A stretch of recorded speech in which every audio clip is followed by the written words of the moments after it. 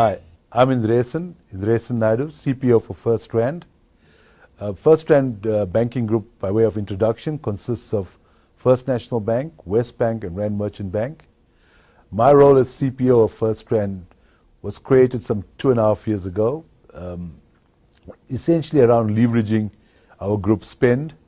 Our group spend also is about 10 billion Rand, consisting of various facets consistent with the banking environment, IT being the most prevalent, real estate related costs like facilities management, temp related costs, and similar costs like printing and the like, the typical kind of stuff. So the intention behind the role was largely to see what opportunities could be explored transversely across the group. Just a bit about my background. I've been in procurement for about 15 to 16 years. I think it's quite a while.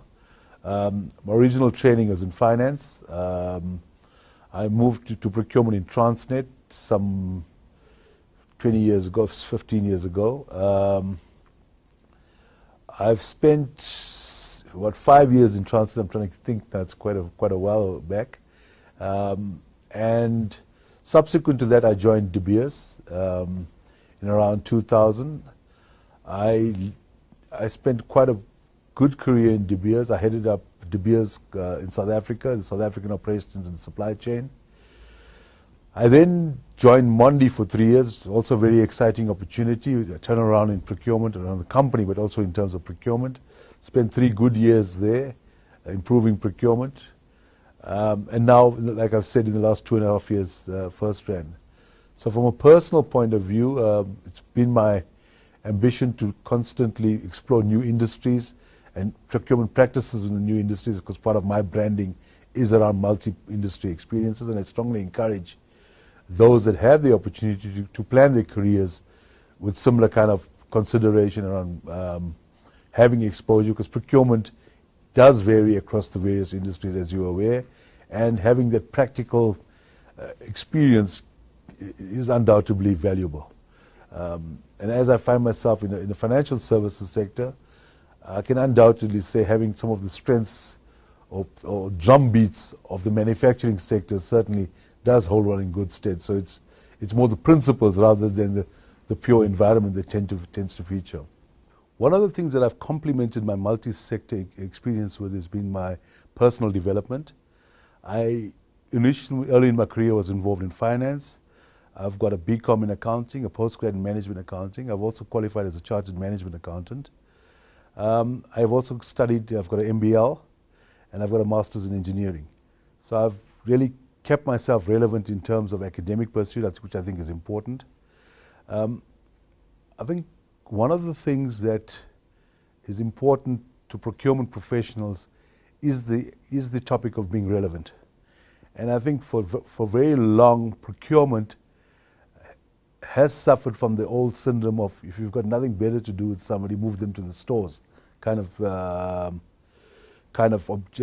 mentality or mindset.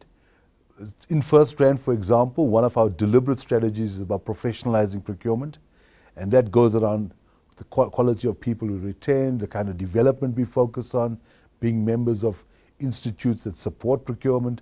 So it's all about getting the profession more recognized so we can encourage more talent to join the profession.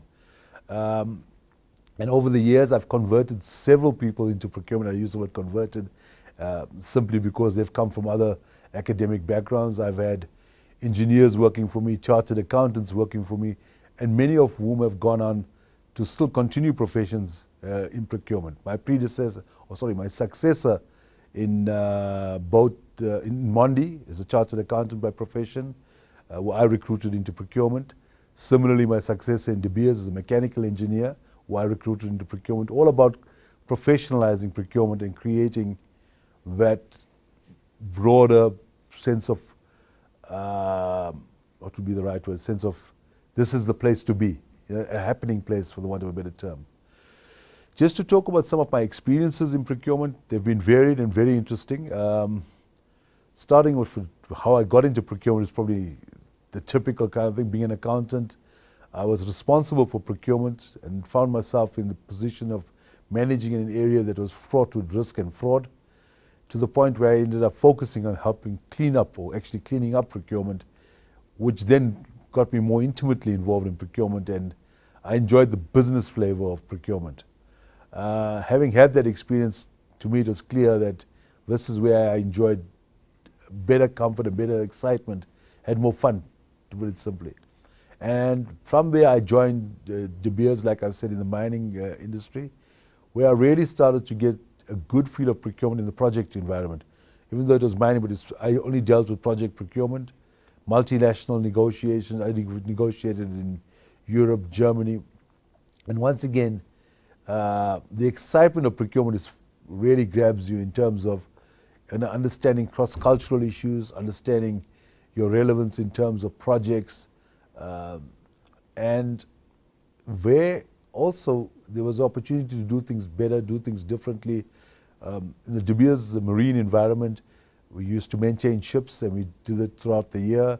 So there was always an argument for early procurement involvement, managing on preferred bidders. All those kind of principles never existed in the environment. So it was a wonderful opportunity for me to bring about these practices, to make people realize there's more to procurement than just the traditional buying, winning over stakeholders. One of the exciting, looking into an African context, one of the most exciting things of that role was creating a separate company in Namibia, De Beers Marine Namibia, and I got involved with setting up the procurement elements of De Beers Marine Namibia.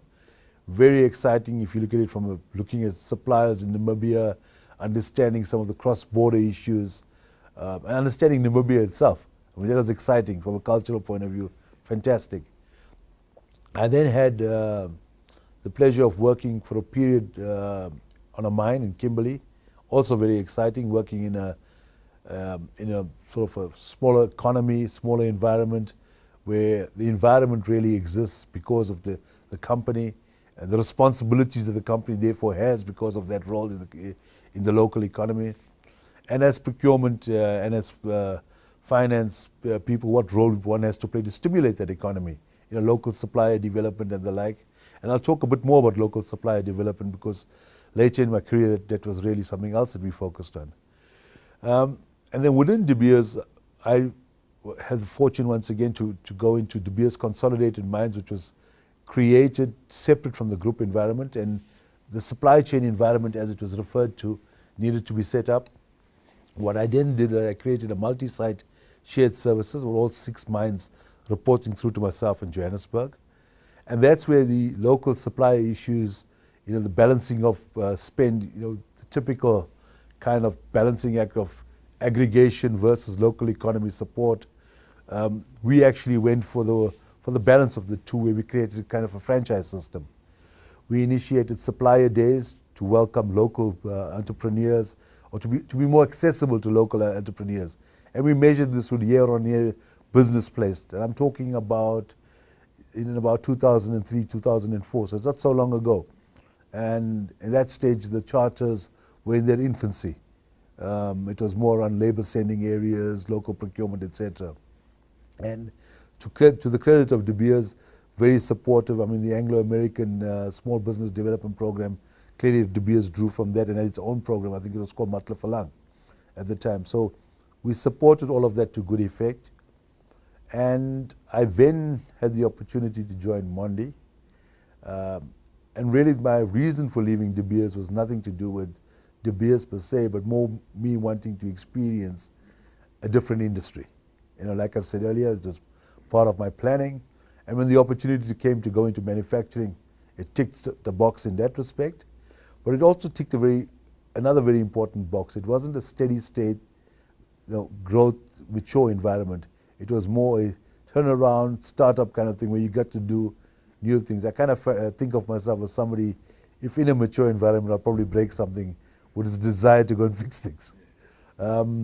So Mondi was very exciting. I had the good experience of working with 2 global CEOs, one Austrian and one Scottish, both with very different perspectives, both brilliant experts in the industry, very different styles, and learnt a lot in terms of the business side and procurement.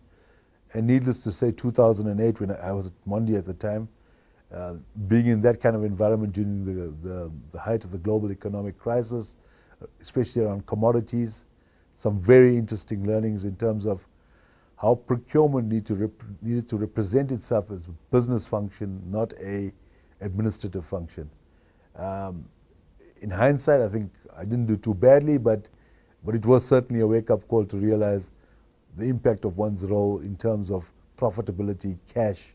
If you consider the manufacturing sector, roughly 80% of your cost of sales is procurement influenced. And having that responsibility was certainly a wonderful opportunity. You know, it grows a person. And then the other thing about Mondi was also the fact that it is a multinational company with strong presence in about 38 or 39 countries. You know, and I think often as South Africans, as is the case with De Beers, or even as Africans for that matter, we sometimes need to take a step back and realize that some of our companies actually do have global presence, and we don't pat ourselves on the back that we actually do dominate and are prevalent. I mean, if you look at Mondi's strategy, growth by acquisition into Eastern Europe, into Russia, not an easy thing to do, and we should, you know, take pride in that. With that international presence, I had opportunity to participate in many multi-country negotiations. Like with the De Beers experiences, very fascinating and very exciting to be part of.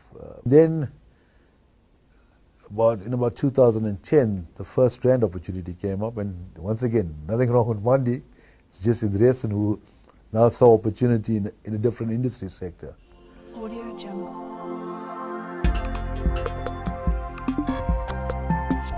Audio Jungle.